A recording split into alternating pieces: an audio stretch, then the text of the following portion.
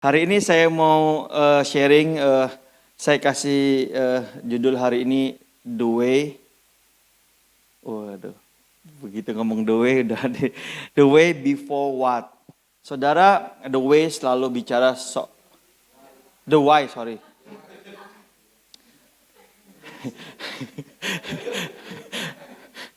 Tatap matanya kok mengintimidasi ya. Oke. The why before what. The why selalu berbicara tentang reason, saudara ya, alasan. Tapi ada banyak kita sebetulnya kalau kita ditanya,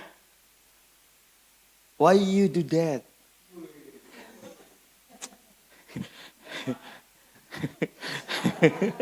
Ya, kalau saudara ditanya itu, saudara kadang-kadang kita nggak bisa kasih benar-benar sebuah alasan yang benar-benar memang itu alasan mengapa kita lakukan. Kadang kalau kita ditanya misalnya gini, kenapa kamu kerja di situ misalnya? Ya, uang.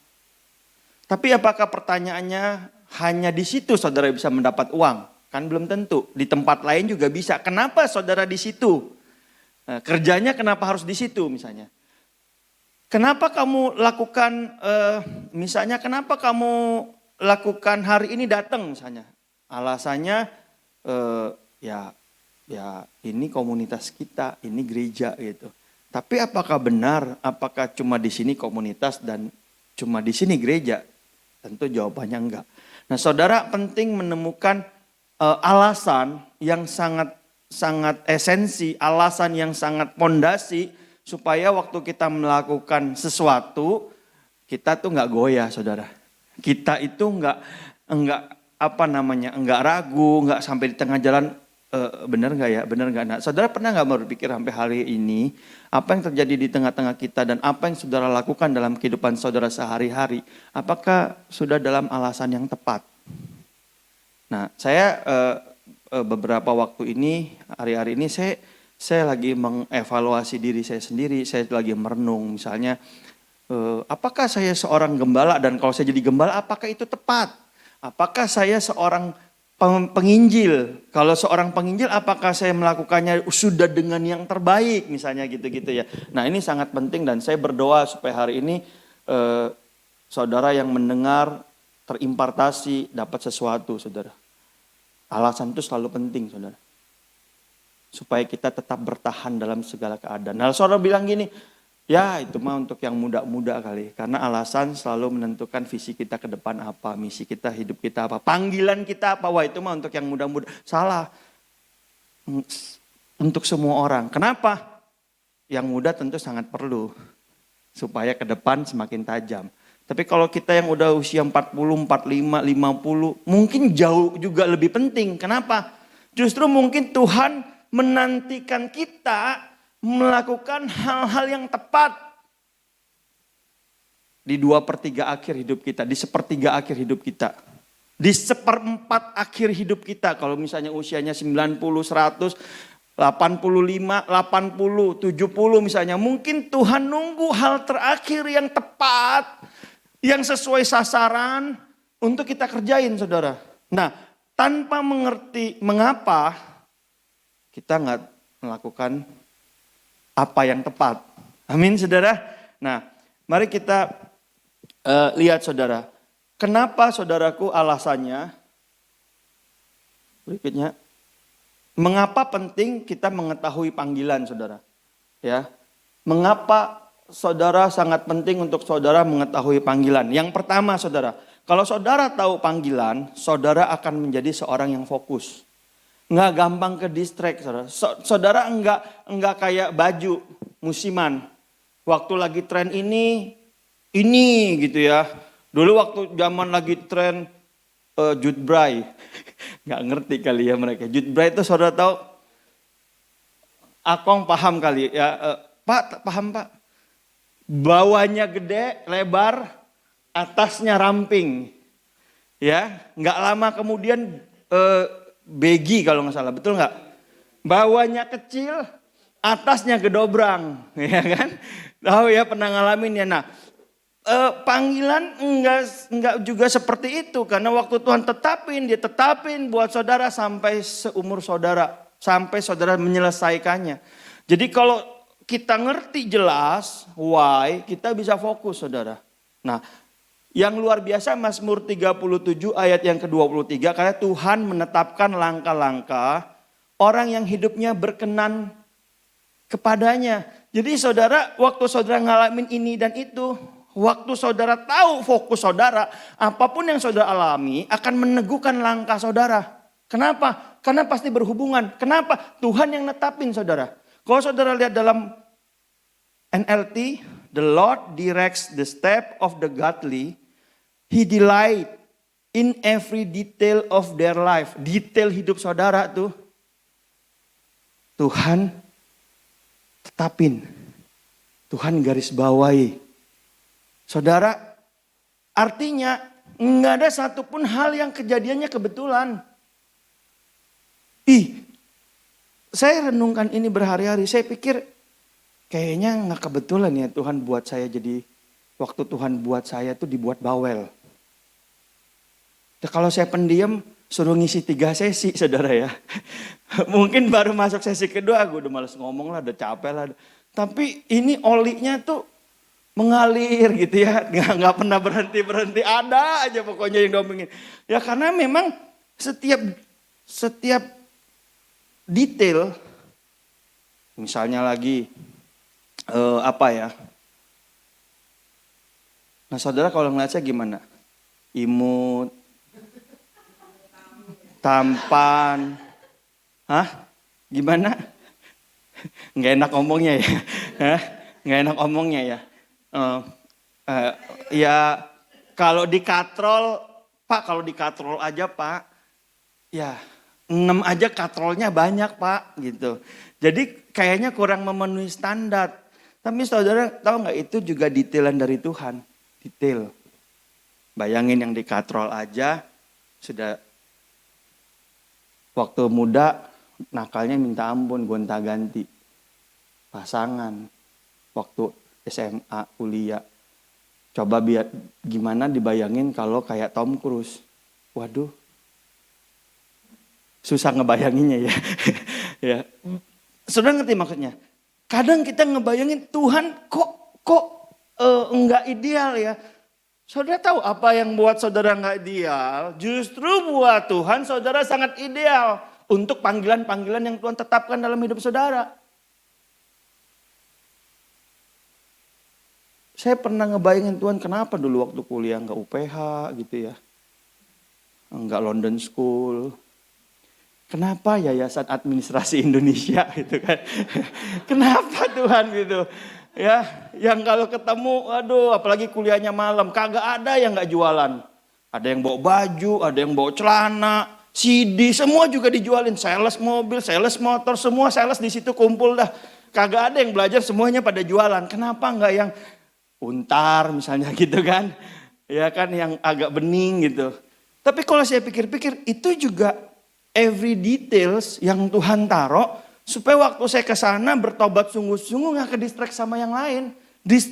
Tertujunya benar-benar sama apa? Menangin jiwa, pemuritan, komunitas, menangin jiwa. Nggak ada yang mikirin yang lain. Beneran saudara. Nah, sampai di sini, yuk nanti kalau saudara pulang ya ambil waktu merenung. Pikirin detail-detail hidup saudara. Misalnya ada yang kenapa jualan bakmi jadi jago bikin bubur misalnya. Kan sebenarnya antara bakmi sama bubur kurang ada hubungan ya. Tapi pasti ada detail Tuhan di situ. Amin saudara. Nah kan kayak gitu. Kenapa ada saya punya teman ya kalau di kamera, di podcast. Itu kayak semua sel-sel tubuhnya berteriak yes, yes gitu. Sementara ada beberapa orang waktu di podcast di tag 10 kali gak selesai-selesai. Salah ngomong melulu. Tapi every detail yang Tuhan, please saudara renungin. Karena ada sesuatu yang dahsyat, sesuatu yang luar biasa. Saudara sesuatu yang unik, saudara sesuatu yang spesial. Nggak ada yang ngomong amin. Puji Tuhan, mari kita masuk ke yang kedua. Ya. Nah saudara, the reason why men fail is because His broken focus. Ini kata Ed Cole, saya cuma nyuplik doang. Alasan kenapa seorang pria gagal, ya karena fokus yang rusak, nggak terfokus. Karena banyak maunya. Ini mau, itu mau, ngelihat teman kita yang jago main keyboard, gue pengen juga lah jago kayak main keyboard. Ya padahal nggak ada feeling musik.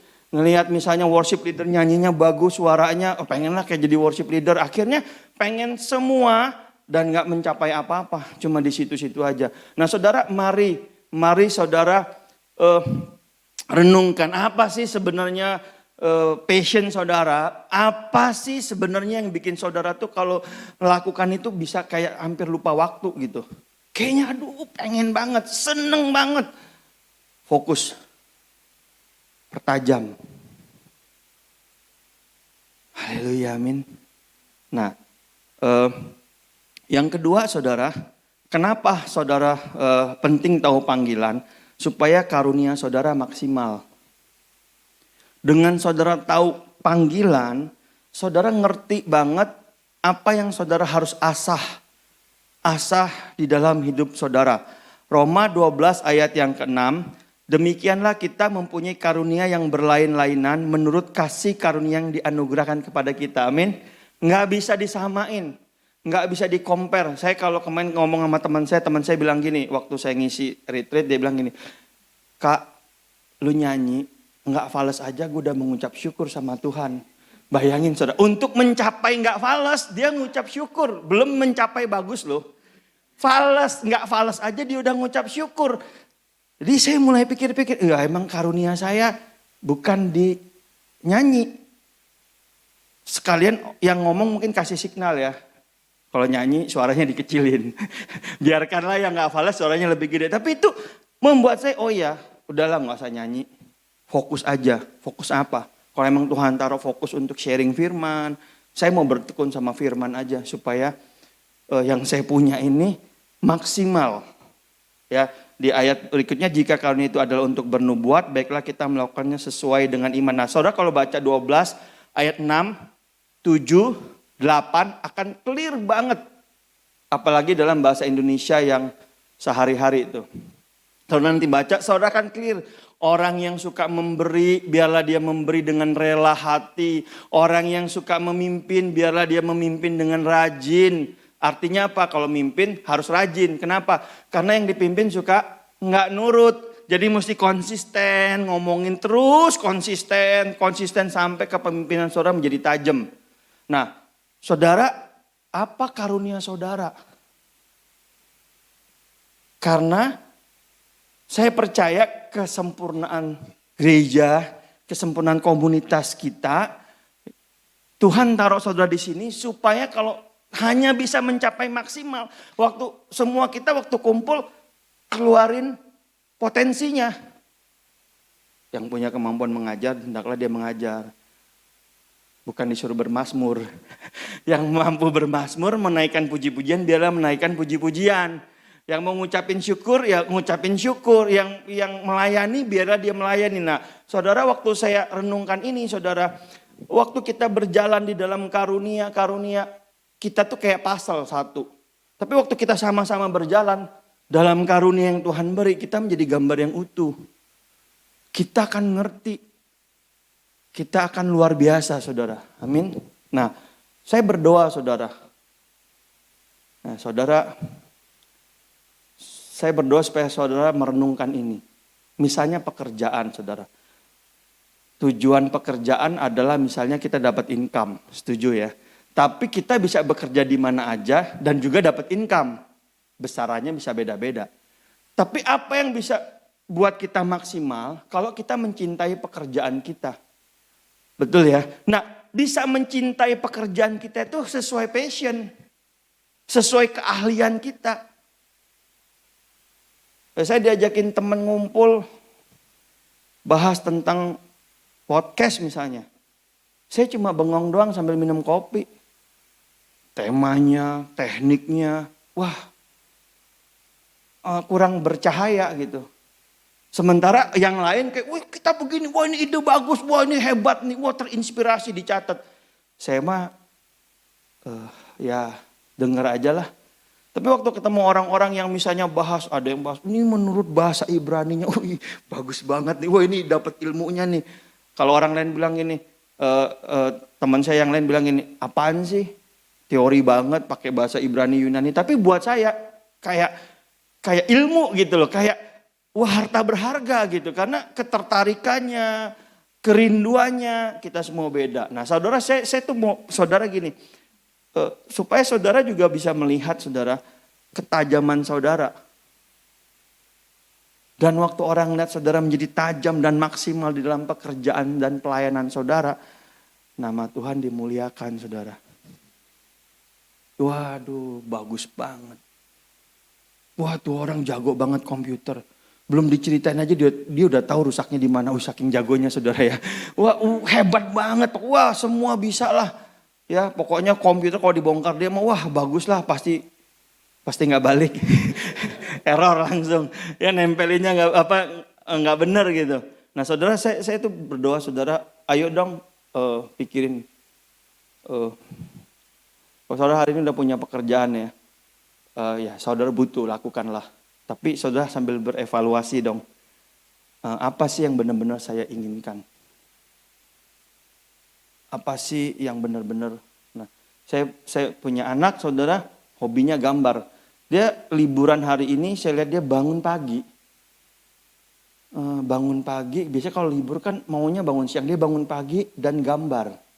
Kok saya tanya kenapa? Ya refreshing. Hah? Refreshing? Refreshing gambar. Papimu mah cuma bikin sawah sama gunung dua, ada matahari di tengah, terus ada burung apa gitu ya. Terus jalan di tengah-tengah dari tarik garis ujung, cuma itu doang. Dan kalau disuruh gambar paling stres. Tapi ya dia coba mau tajam dalam potensi dan karunia. Nah saya berdoa saudara, waktu saya sharing ini saudara nangkep. Dan saudara mulai berpikir apa, karena saya minggu-minggu ini saya lagi berpikir Tuhan gimana ya Tuhan supaya saya menjadi tajam dan maksimal dalam potensi yang Tuhan beri. Kalau saya misalnya Tuhan pakai saya menjadi seorang yang mengajar, bagaimana pengajaran itu bisa terimpartasi dalam. Saya butuh jam doa berapa banyak, saya harus lakukan apa supaya betul-betul yang saya miliki ini, yang cuma ini yang saya miliki ini, tapi waktu tereksploitasi jadi sumber bagi banyak orang, jadi inspirasi bagi banyak orang. Nah saya rindu saudara ngalamin itu. Amin saudara. Nah yang berikutnya yang ketiga saudara. Nah, history driven. Mazmur 139 ayat 16. Nah saudara, ayatnya bilang gini, mata Tuhan melihat selagi aku bakal anak, dan dalam kitabmu semuanya tertulis hari-hari yang akan dibentuk sebelum ada satupun daripadanya. Jadi gini, semua hari yang terbentuk saudara, histori saudara, seizin Tuhan. Tuhan tahu, Tuhan berdaulat. Amin. Nah tapi gini, kalau saudara ngerti panggilan saudara, fokus, tahu karunia saudara, saudara hidupi panggilan saudara, histori ini saudara yang setir. Nangkep ya? Artinya segala hal yang buruk di masa lalu, hal yang gak enak di masa lalu, waktu saudara berada bersama Tuhan, saudara bisa melihat itu sebagai sesuatu yang mendatangkan kebaikan. Saudara akan merasa itu sekolah kehidupan di mana Tuhan memperlengkapi saudara dan saudara bukan korban. Tuhan pertajam saudara lewat semua kejadian-kejadian itu dan saudara jadi sangat kuat, sangat tajam, sangat proven. Tuhan persiapkan. Nah, waktu masa-masa enggak enak itu masa-masa persiapan. Saya bertanya-tanya kan, saudara kalau dengar kesaksian saya yang minggu lalu, saya bertanya kok kenapa ya sedih amat sih kelas 3 SD cuci baju sendiri, ngepel, rumahnya 3 rumah gabung jadi satu lagi tembus. Ya tembus gitu ya, panjang, ngepel, tiap hari, wah kayaknya waduh. Mesti nimba, kalau mandi mesti nimba. Terus baknya tahu dong di kampung gak ada yang kecil, baknya gede-gede. Tapi saya pikir-pikir itu latihan yang Tuhan beri supaya jadi membentuk saya jadi pekerja keras. Tough gitu, kuat gitu. Mungkin gara-gara latihan dulu tuh bikin saya gak gampang sakit. Sakit ya kerokan doang. Mungkin penyakitnya juga tahu diri, yang ini udah kerokan aja lah, nggak usah yang jauh-jauh, udah dikerokan aja gitu. Bener loh saudara, nggak enak gitu ya. Kerok, hilang. Kenapa? Mungkin latihan-latihan yang saya nggak ngerti waktu masih kecil saudara, membuat saya hari ini kuat. Nah, pahami dulu saudara, bahwa Tuhan itu concern sama hidup saudara. Dan untuk menjadikan saudara sebuah bejana yang dipakai Tuhan dalam kemuliaan, Tuhan harus izinkan saudara mengalami dibentuk, dibentuk pakai tangannya, dibakar lagi, kurang bagus, dihancurin lagi, dibentuk lagi. Buat saudara gini, duh gue hidup menderita. Aku mah gak pernah bahagia. Aku mah sedih. Tapi saudara pernah lihat di mata Tuhan. Tuhan bilang gini, enggak, aku udah bentuk. Tapi Tuhan berat banget. Tuhan bilang gini, tegar tengkuk. Agak sedikit lama. Nah, tapi kalau saudara sudah menyadarinya, mari lihat ini. Mari lihat ini. Kalau saudara sudah menyadari masa lalu saudara dan pembentukan dan proses saudara, mari lihat ini. Ada sesuatu yang besar di masa depan. Saudara harus pegang kendali atas sejarah yang saudara miliki di masa lalu, bukan dikendalikan oleh sejarah. Amin saudara.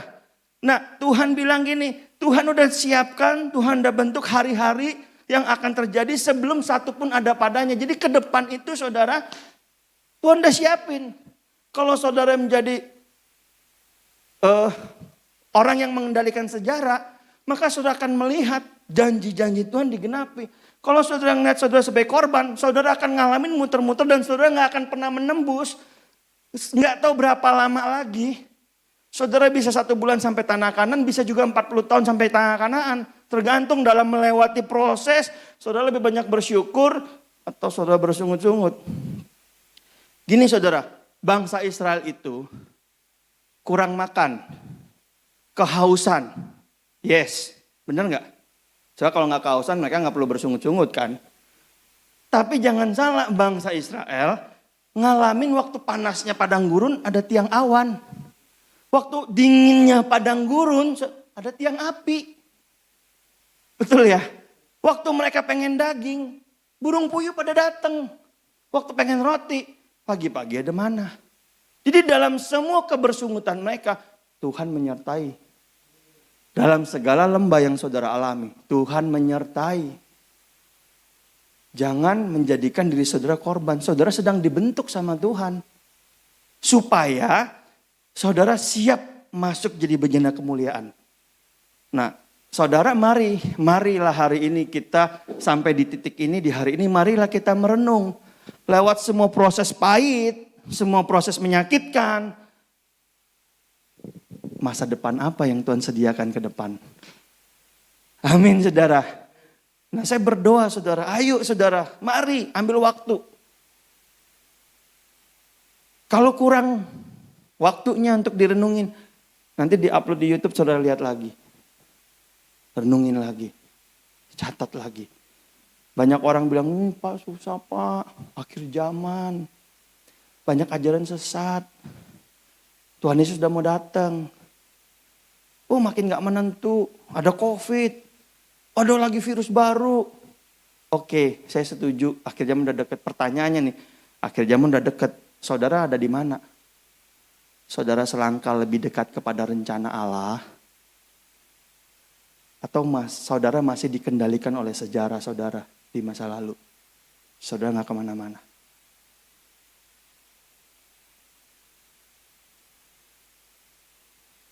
Saya berdoa saudara. Semua kita ngalamin terobosan.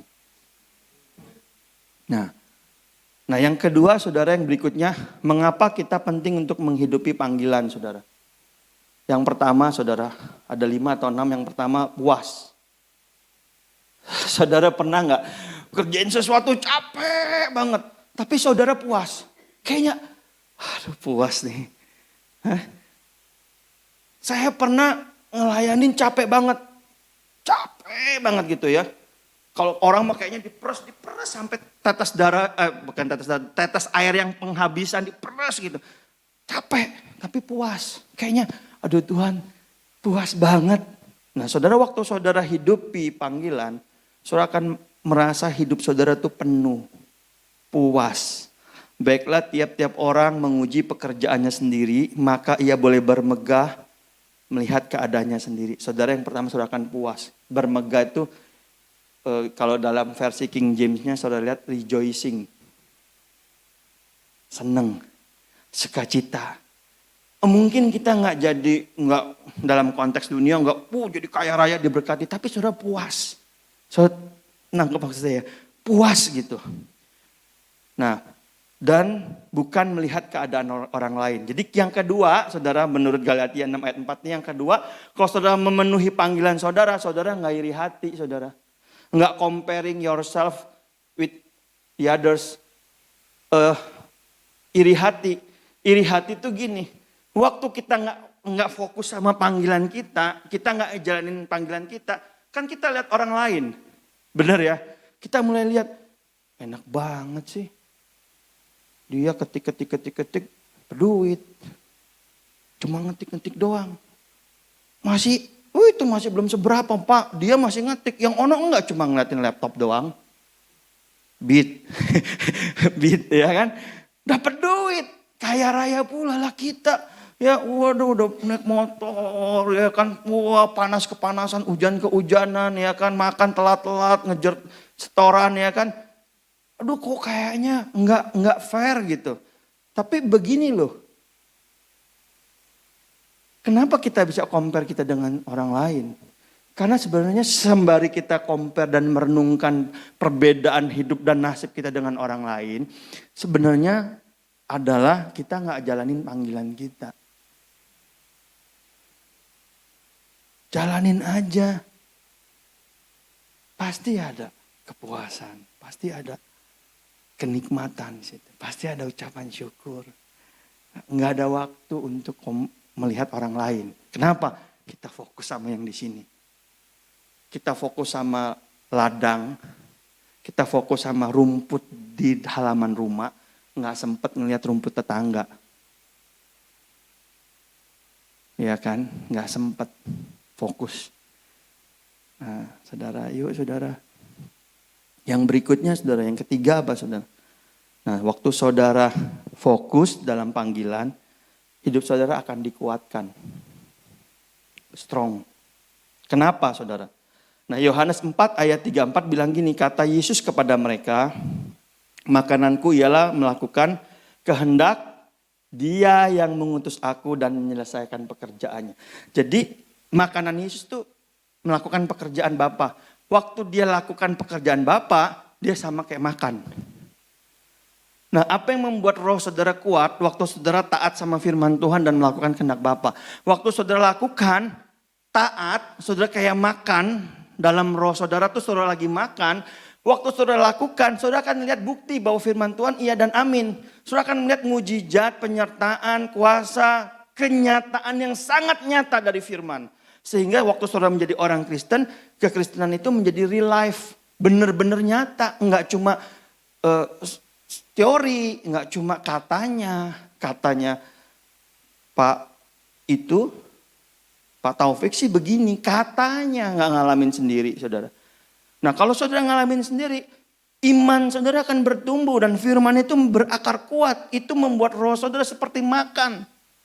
Makanya Yesus kasih tahu sama murid-muridnya bahwa makanannya lakukan kehendak Dia, kehendak Bapa untuk nyelesain pekerjaannya. Nah, waktu Yesus melakukan, dia semakin kuat. Nah, kalau saudara hari ini lemah, coba tanya kanan kiri, udah berapa lama nggak makan? Saudara tahu, mendengar firman namun tidak melakukannya, itu mirip kita jalan ke mall. Sebelah kiri ada sushi. Kita lihat, dipajang. Ada ini, ada itu. Tapi kita lihat doang. Di bawahnya ada harganya.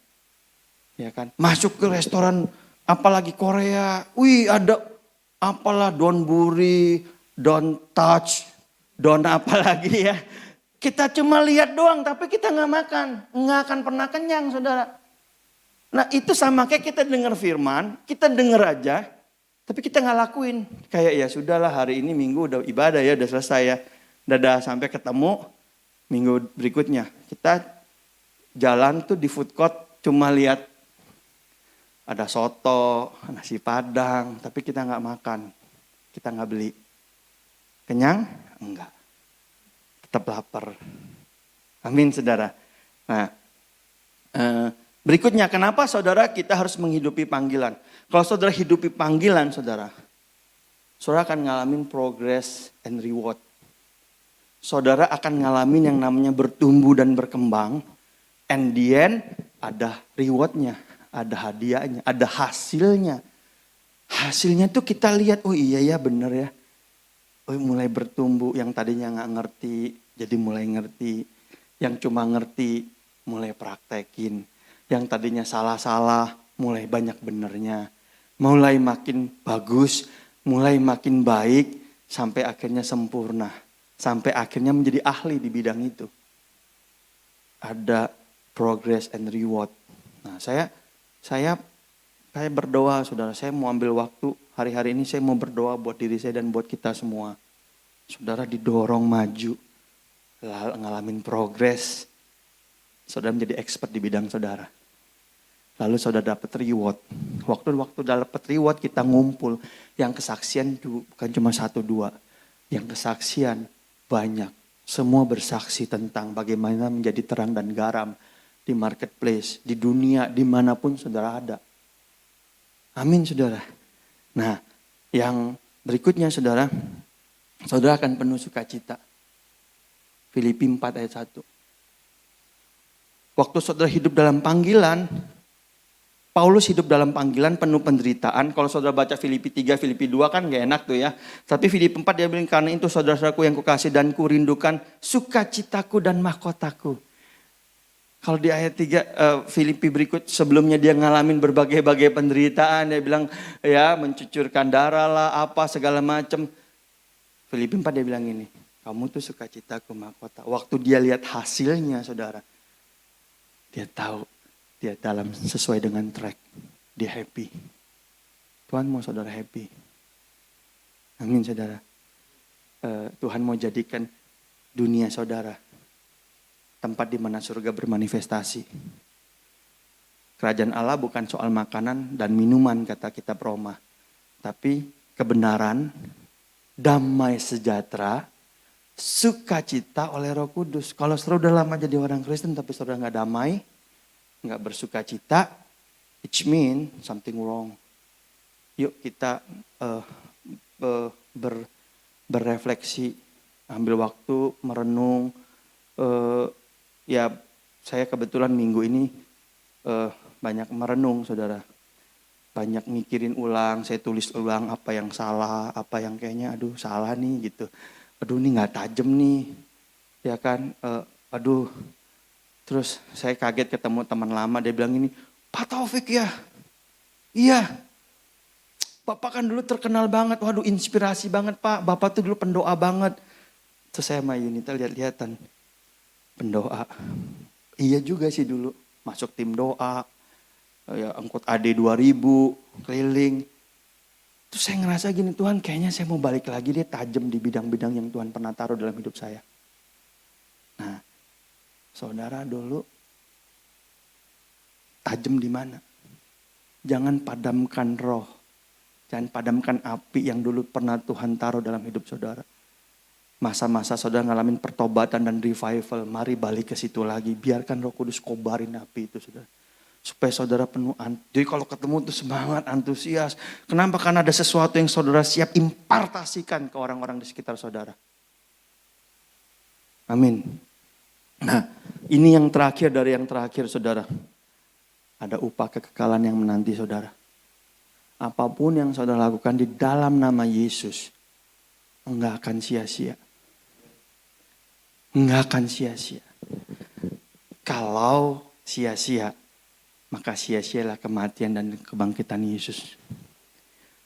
Itu sebabnya, kalau saudara percaya bahwa Yesus telah mati dan bangkit, percayalah, apa yang saudara lakukan hari ini dalam ketidakkekalan akan berdampak pada kekekalan. Investasi apa yang saudara sedang kerjakan hari ini? Saudara, mari kita datang sama Tuhan, mari kita. Saya mau undang Pemusik boleh maju ke depan sambil menyanyikan lagu ini. Mari kita merenung, mengambil waktu buat refleksi diri, saudara. Kita nggak mau jadi korban sejarah. Kita mau menjadi history driven. Kita yang ngendaliin. Kenapa? Karena Tuhan berkata gini, Dia yang mengubah segala sesuatu untuk mendatangkan kebaikan bagi orang yang mengasihi Dia. Kalau saudara hari ini mengasihi Tuhan, apapun masalahmu, masa lalumu, Tuhan akan ubah, datangin kebaikan. Haleluya Tuhan.